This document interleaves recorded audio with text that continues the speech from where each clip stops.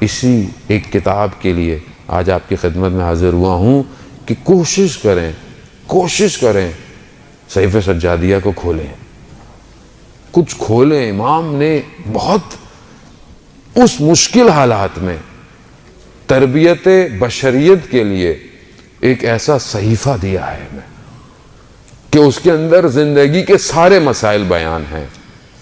Henry کیربن جو French Christian تھا، وہ آیا آیت اللہ مراشی کی خدمت میں اور کہنے لگا کہ تو انہوں نے کہا کہ تم متوجہ کیسے ہوئے اسلام کے عرفان کی طرف اور خدا سے رابطے کے لیے؟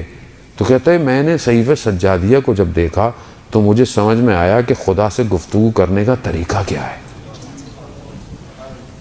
وہ کرسچن کو سمجھ میں آ گیا، وہ ہماری سمجھ میں نہیں آ رہا آج تک۔ علماء بیان کرتے ہیں مفاتیح الجناح تو سب کے پاس ہی ہوتی ہے نا، نہیں ہوتا اپلیکیشن تو سب کے پاس ہے۔ 15 دعائیں ہیں اس کے اندر، مناجات امام سجاد علیہ السلام کی 15 مناجات تائبین، مناجات شاکرین، اس کی دعا اس کی دعا۔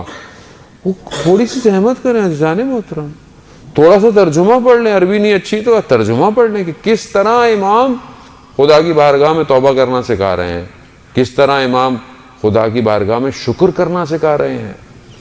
ہم کتنی زحمت کرتے ہیں۔ امام زین العابدین کے جو عبادت کی زینت تھے، یعنی عبادت کی زینت، اور اتنی عبادت کہ ابو حمزہ عثمالی کہ جن کی دعا ہم ماہ رمضان میں پڑھتے ہیں شبوں کے اندر، یقیناً شاید وہ ابو حمزہ کی پہلی ملاقات ہو امام سے، تو کہتے ہیں میں نے مسجد کوفہ میں دیکھا کہ ایک شخص اتنی شدید طریقے سے خدا کی بارگاہ میں عبادت کر رہا ہے، گریہ کر رہا ہے۔ میں نے کہا یہ کون ہے جوان؟ تو جیسی مسجد کوفہ سے باہر نکلے تو میں نے غلام سے پوچھا یہ کون ہے؟ کہا تم نہیں جانتے، حسین ابن علی ابن الحسین ہے، امام حسین کا بیٹا ہے۔ تو اس وقت کہتے میں امام کی خدمت میں گیا تو امام نے کہا کہ اگر کسی کو پتہ چل جائے مسجد کوفہ میں عبادت کرنے کا ثواب تو اپنے سینے کے بل چل کر آئے گا۔ یعنی عبادت، اتنی شدید عبادت کے راوی بیان کرتا ہے کہ گھر میں آگ لگ گئی، شور مچ گیا، مگر امام نے اپنی عبادت کو ترک نہیں کیا، سجدوں سے سر نہیں اٹھایا۔ تو کہا مولا آپ متوجہ نہیں ہوئے، آگ لگی ہوئی تھی؟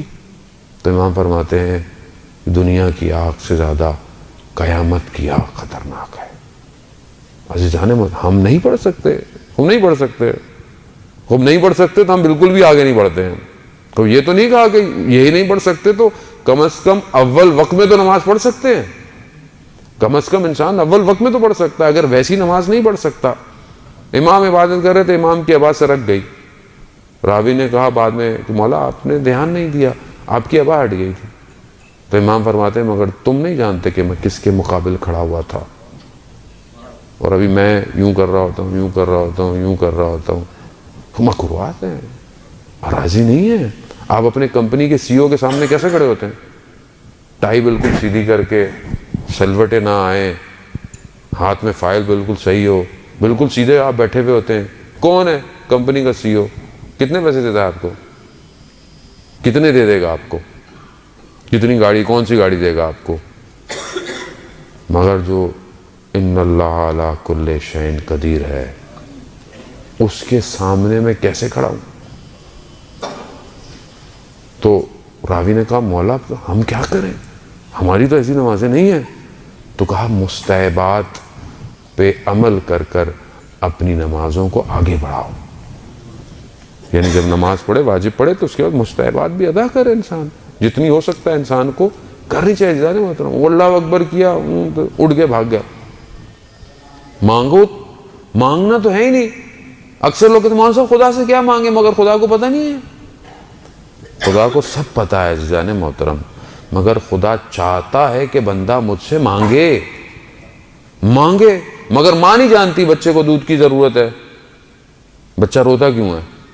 جب روتا ہے تو اپنی بھوک کی شدت کے احساس کو متوجہ کرواتا ہے، مگر ماں جانتی نہیں ہے بھوکا ہے، لیکن جب تک روتا نہیں ہے اسے نہیں دیتی ہے کھانا۔ چھوٹا سا بچہ ہے، بھی بول نہیں سکتا۔ عزیزان ہم بھی ایسے ہی ہیں، خدا جانتا ہے، مگر خدا جب قرآن میں خود کہہ رہا ہے ادعونی استجب لکم، مانگو میں مستجاب کروں گا۔